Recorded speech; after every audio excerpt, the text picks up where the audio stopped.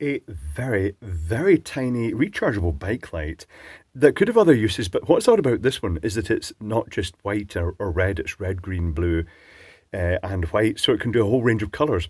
Let's zoom down this because, well, that's the only way you're going to see it. It is tiny. So this thing unfortunately has 31 modes and you have to cycle through them all. And some of those modes are incredibly useless. Let me start by turning it on by doing a long press on this. I should have warned you it's going to strobe. There's going to be strobing. Quick double strobes, they're so brief that the camera isn't picking them up. This is good because I can see them to the naked eye and that's going to result in much better battery life. Second press.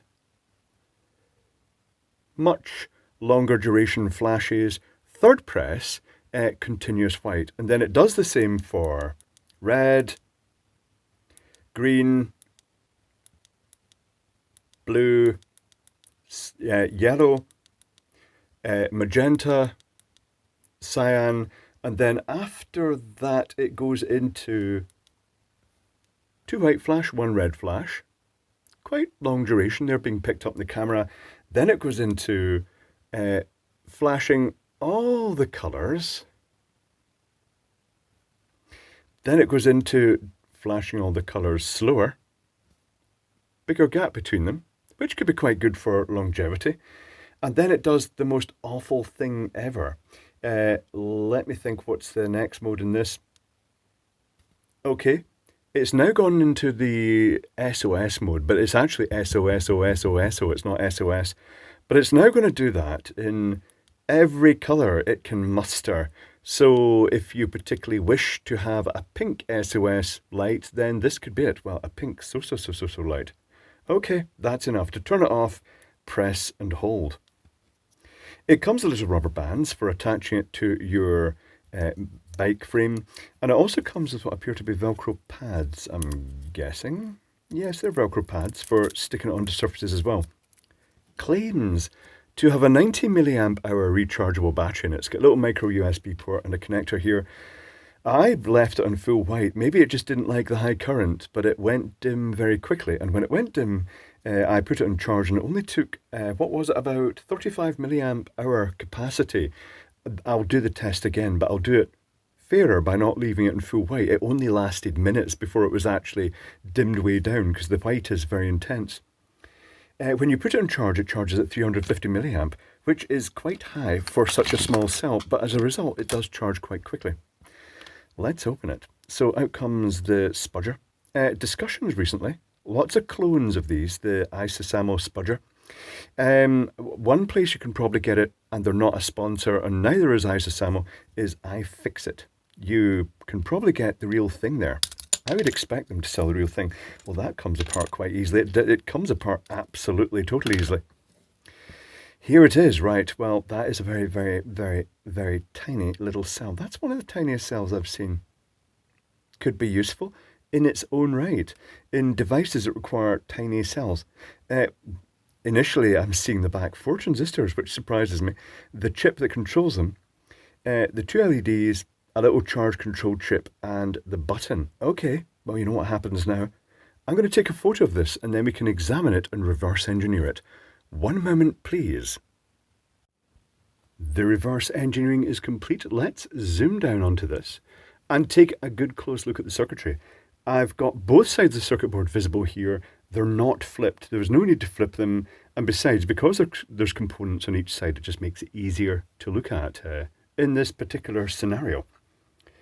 So we have the USB connector at this end, and we have a charge control chip. It says LTHO, LTH7 equivalent type chip.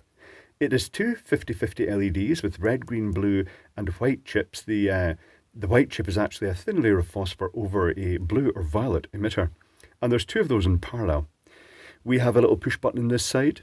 This circuitry is so simple. And then we have the microcontroller, the classic 8-pin with the sort of PIC12 layout. So there's options to reprogram if you wish. Well, to replace it with a different microcontroller. And then it's got 4 of my favourite transistors. The Chinese favourite, the A2SHB, a ridiculous little MOSFET. And then 1, 2, 3, 4 resistors. The majority of them are 4.7 ohms, except for one which is 10 ohms, 4.7 for green, blue and white, 10 ohm for the red. And then there are 10k resistors to pull the gates of the MOSFETs down to the 0 volt rail effectively to make sure they're turned off when not needed. Let us bring in the schematic. The lithium cell is currently on a test cycle just to see what its capacity is. It's not looking good. I think it really is 30 milliamp hour. The USB connector is here. It's the classic arrangement of this classic charge chip with a 1k resistor. I mean, all the components they've chosen are what you'd call textbook. 1k resistor for the LED, a single red LED that just shows it's charging.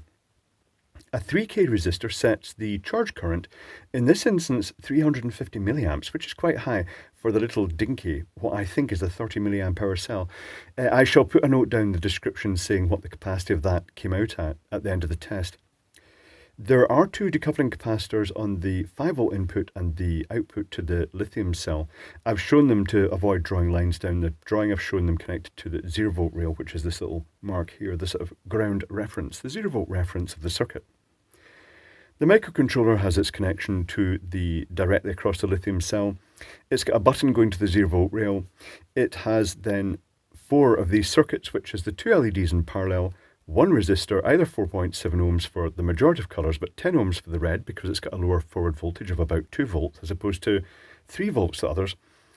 And then it's got the MOSFET, it's driving the gate directly via the microcontroller pin, but with a 10k pull down resistor to make sure they're turned off at other times. I tested the currents, they're ridiculous. If you put it in static mode, the white is 190 milliamps. Keep in mind that's a little 30 milliamp hour cell. It goes down quite quickly. This was tested at 4.2 volts on the bench power supply. Red was 150 milliamps, green was 130 milliamps, blue was 150 milliamps, and then when you chose colours like cyan, magenta, yellow, cyan was 300 milliamps, which is about 10 times the capacity, 10 times at the C value of that lithium cell.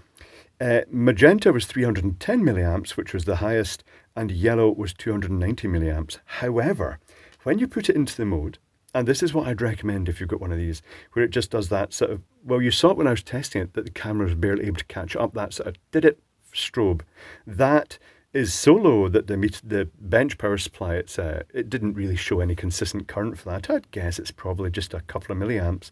And in that sense, if you put it to that very brief double pulse strobe mode, the lithium cell is going to last a decent length of time.